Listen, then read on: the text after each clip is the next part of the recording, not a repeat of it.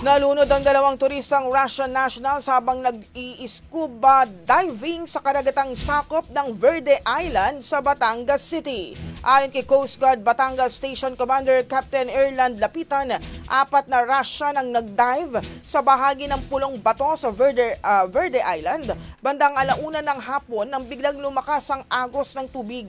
Nakaahon agad ang dalawa sa kanila kasama ang master diver, pero naiwan ang dalawang biktima at hindi na nakalutang muli.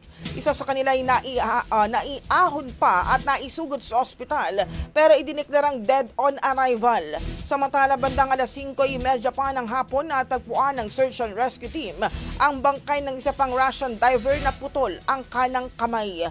Mahinalang Philippine Coast Guard ang maaaring inatake ito ng pating, lalo't maraming namamataan na pating sa naturang lugar.